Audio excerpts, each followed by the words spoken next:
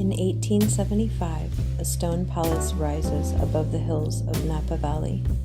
Turrets, arched windows, a roofline that looked like it belonged in France, not California. From a distance, it did not resemble a hospital. It looked like hope carved into stone. Thousands would pass through its doors. Many would never leave. But when it opened, it was not meant to confine. It was meant to heal. When the hospital opened in November of 1875, it represented something radical. For decades, the mentally ill in America had often been kept in jails, poorhouses, or back rooms of family homes. This building was different. In 1881, author Lyman Palmer wrote, "The building faces west and consists of a center building with wings extending on each side, which are exactly alike, the division for the sexes being equal.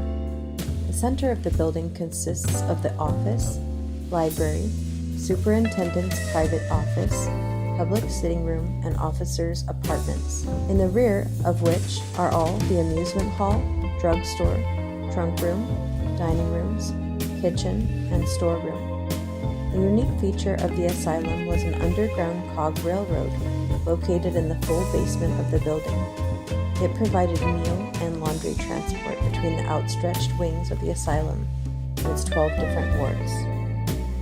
It followed the Kirkbride Plan, a philosophy that believed architecture itself could restore the mind.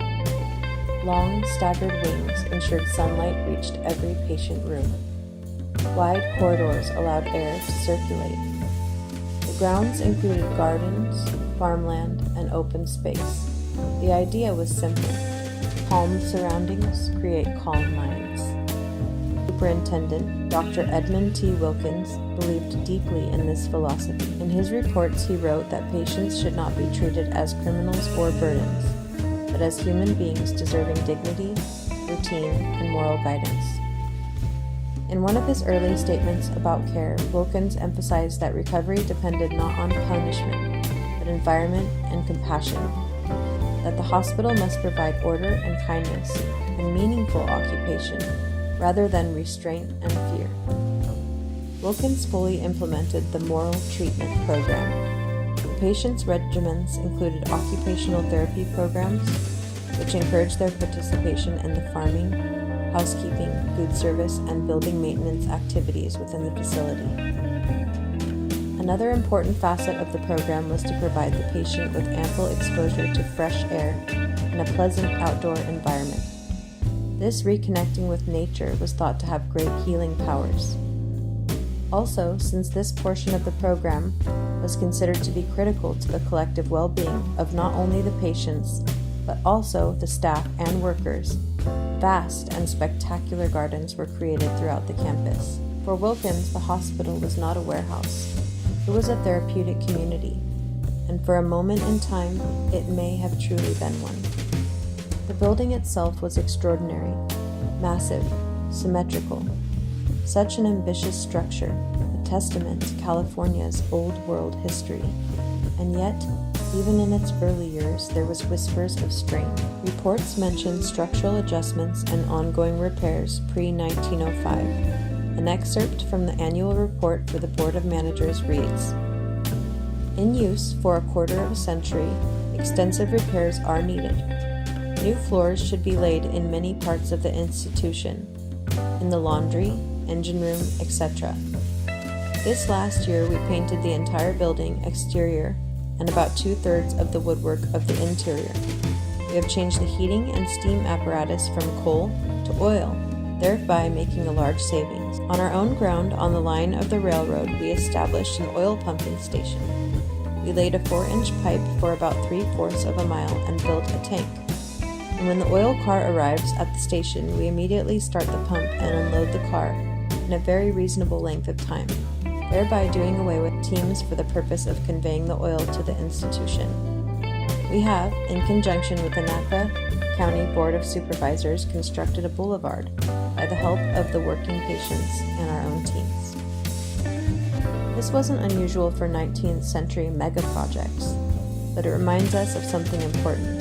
The vision was grand, but keeping it alive through political ambition, a economic turbulence, overcrowding, and the erosion of compassion by those in power would prove far harder than constructing the castle itself. And then came the real pressure: people. At first, the hospital admitted those suffering severe psychiatric illness, but as California grew, so did the definitions. Alcoholism, epilepsy, melancholia, masturbation, women described as hysterical, men broken by poverty, aging elders. Some were sent by families who did not know what else to do. Others were committed by courts. The list goes on and on. One newspaper article even wrote that a young woman from Oakland was sent there for excessive musical training and sensational novel reading. A similar article from around the same time reads that a 12-year-old boy, also from Oakland, imagines himself as a brass band and a railroad conductor, this being the reason for his admission. Another interesting fact is that in the early years of its operation, almost 2/3 of the asylum's patients were not American-born, with the highest percentages of people coming from Ireland, Germany, and England. The population swelled, and the building, designed for therapeutic calm, began to stretch beyond capacity. Budgets tightened, staffing thin. The high-held standard of moral treatment slowly collided with decaying reality. The architecture had not changed. In fact, what started as less than 200 acres would expand to 2,000, but the system around it had started to warp. What was built as a place of healing began functioning as a place of containment, its original ideals not being upheld. By the turn of the century, its corridors held people who should never have shared the same fate: vulnerable young women committed for emotional distress, and men whose instability had already turned outward in dangerous ways.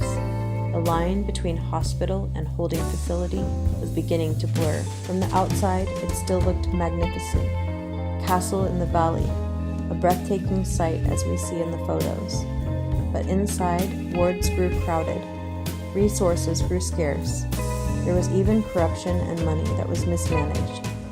The very scale that once inspired hope now made reform difficult. Over the decades, 4,000 people would die on its grounds. Many were buried in the hospital cemeteries, unclaimed. We see in one of the annual reports to the supervisor a discussion about the cemetery and the struggle to keep the hospital safe and in order, and therefore repeat that the graveyard occupies a very valuable portion of our land. While yet not particularly large, it is on the increase, and we suggest its removal to land that cannot be used for agricultural purposes, or that some other system be adopted for the disposal of the unclaimed dead. We are pleased to note that the state is taking steps towards remedying the evil of sending insane criminals, children, and old senile persons to not only this institution, but all other like hospitals, and we hope to see the day when insane criminals will be retained at the prisons, feeble-minded children in their own institutions, and weak, senile people at the county hospitals in the various counties. In the matter of supplies being furnished under the contracts for the present year, there is less friction thus far than in former years. The building did not decay overnight. It faded, gradually. And then, in 1918, an 18-year-old young man entered those doors. Doctors noted hallucinations, religious delusions, disturbed thinking, but they did not believe he was violent. They thought the hospital could help him. He would escape 3 times. He would be discharged as improved. His name was Earl Nelson, and his story would test whether this castle was ever strong enough to hold what it contained. In the next episode, before he became a killer, we will discuss Earl Nelson, his early life, and commitment to Napa State Hospital.